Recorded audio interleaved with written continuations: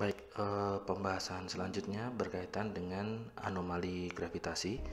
Eh, Kita akan coba lanjutkan dari diskusi yang sebelumnya. Setelah kita membahas banyak berkaitan dengan akuisisi data dan juga pengolahan data awal, ini mungkin kita akan jembatani dengan beberapa penjelasan dan juga beberapa data untuk bisa dikerjakan sehingga nanti bisa kita lanjutkan sampai mendapatkan anomali gravitasi.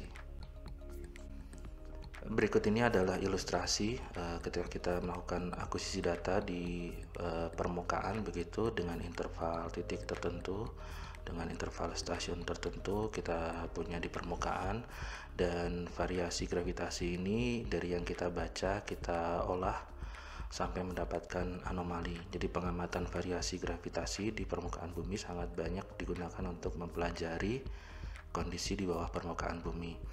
Ini ilustrasi kurang lebih dilakukan pada tahun 2016.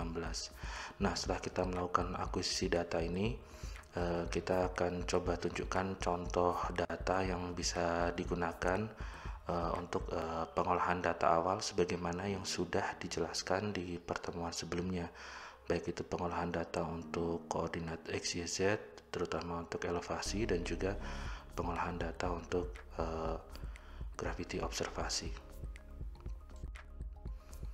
Berikut ini adalah contoh data yang dilakukan dengan beberapa ilustrasi pengambilan datanya untuk foto kegiatan dokumentasi. Ada ID station, kemudian ada koordinat X, Y, Z dari handheld GPS, kemudian ada waktu pengamatan, terus kemudian terdapat gravity bacaan. Di sini menggunakan relative gravimeter Sintrax Sega 5, kita mengasumsikan ini sudah dilakukan koreksi tidal secara otomatis. Dan selain itu kita juga menggunakan pengamatan handheld altimeter di setiap stations.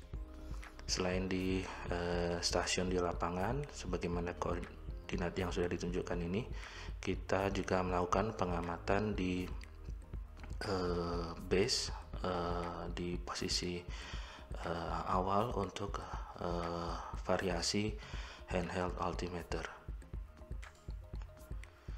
Jadi pada data variasi handheld altimeter itu nanti kita bisa amati pada interval tertentu, ya, kita bisa amati data dari variasi altimeter pada interval waktu tertentu ini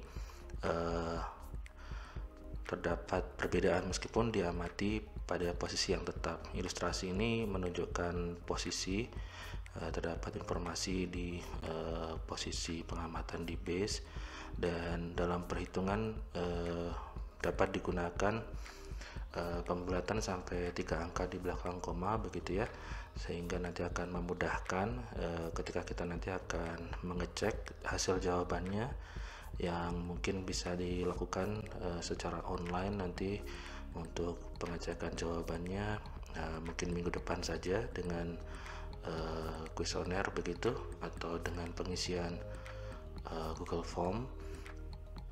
Jadi diberikan waktu untuk pengolahan data sampai kurang lebih 1 minggu sebagaimana yang sudah dijelaskan di pertemuan sebelumnya. Jadi sudah ada 3 minggu pertemuan berkaitan dengan pengolahan data gravity observasi dan juga koordinat. Nah, setelah kita mendapatkan nilai gravity observasi dan pengolahan elevasi, nanti kita akan masuk untuk persamaan complete Bogge anomali sebagaimana yang ditunjukkan di slide berikutnya. Baik, pada slide berikut ini kita tunjukkan secara sekilas untuk koreksi complete Bogge anomalinya. Nah, secara umum setelah kita melakukan pengolahan data dan mendapatkan nilai elevasi, nanti mungkin akan digunakan untuk koreksi-koreksi. Akan kita jelaskan satu persatu dalam konteks praktikum yang sederhana, dan kita bisa melakukan pengolahan data sampai mendapatkan complete Bogge anomali. Ya, kita akan simak di segmen berikutnya. Oke, terima kasih.